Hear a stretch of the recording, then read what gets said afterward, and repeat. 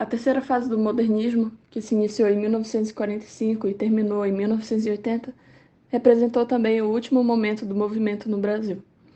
Os escritores desse período possuem uma atitude mais formal, em oposição ao espírito radical, contestador e de liberdade desenvolvido na semana de 1922.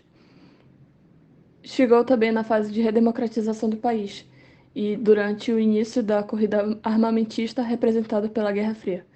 Suas características são academicismo, passadismo, oposição à liberdade formal, experimentações artísticas, realismo fantástico, retorno à forma poética, influência do parnasianismo e simbolismo, inovações linguísticas e metalinguagem, regionalismo universal, temática social e humana, linguagem mais objetiva.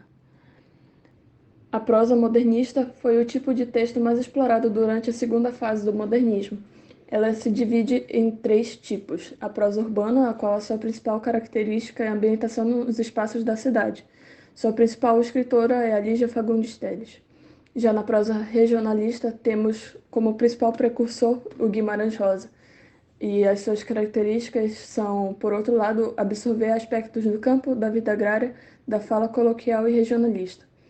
Já na prosa intimista, é determinada pela exploração de temas humanos e, portanto, é mais íntima, psicológica e subjetiva.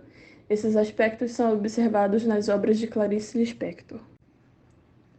Clarice Lispector nasceu no dia 10 de dezembro de 1920 em uma cidade ucraniana. Descendente de judeus, seus pais passaram os primeiros momentos da vida de Clarice fugindo das perseguições aos judeus durante a Guerra Civil Russa. Diante disso, chegaram ao Brasil em 1921 e viveram nas cidades de Maceió, Recife e Rio de Janeiro, onde passaram algumas dificuldades. Mais tarde, após a morte de sua mãe, sua família vai viver no Rio de Janeiro. Em 1939, com 19 anos, ingressa na Escola de Direito da Universidade do Brasil e começa a dedicar-se totalmente à sua grande paixão, a literatura. Após a morte de seu pai em 1940, Clarice começa sua carreira de jornalista. Nos anos seguintes, trabalha como redatora e repórter na Agência Nacional, no Correio da Manhã e no Diário da Noite. Em 1943, casou-se com o diplomata Maury Gurgel Valente, com quem teve 2 filhos.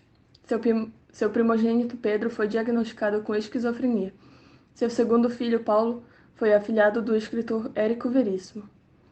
Devido à profissão do seu marido, Clarice viveu em muitos países, desde a Itália, Inglaterra, Suíça e Estados Unidos. O relacionamento durou até 1959, quando resolveram se separar e Clarice retornou com os filhos para o Rio de Janeiro. Conhecida como uma das melhores escritoras brasileiras, Clarice escreveu romances, crônicas, contos e literatura infantil.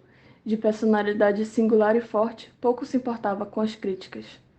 Algumas de suas obras são Perto do Coração Selvagem, em 1942, O Lustre, 1946, Cidade Sitiada, em 1949, Laços de Família, 1960, A Maçã no Escuro, 1961, A Legião Estrangeira, de 1964, O Mistério do Coelho Pensante, de 1967, A Mulher que Matou os Peixes, 1968, Uma Aprendizagem, ou O Livro dos Prazeres, em 1969. Embora suas poesias não utilizem a forma em versos, Clarice se destacou com seus poemas repletos de lirismo. Um de seus poemas intitulado Precisão. O que me tranquiliza é que tudo que existe, existe com uma precisão absoluta. O que for do tamanho de uma cabeça de alfinete não transborda nenhuma fração de milímetro além do tamanho de uma cabeça de alfinete. Tudo o que existe é de uma grande exatidão. Pena é que a maior parte do que existe com essa exatidão nos é tecnicamente invisível. O bom é que a verdade chega a nós como um sentido secreto das coisas. Nós terminamos adivinhando, confusos, a perfeição.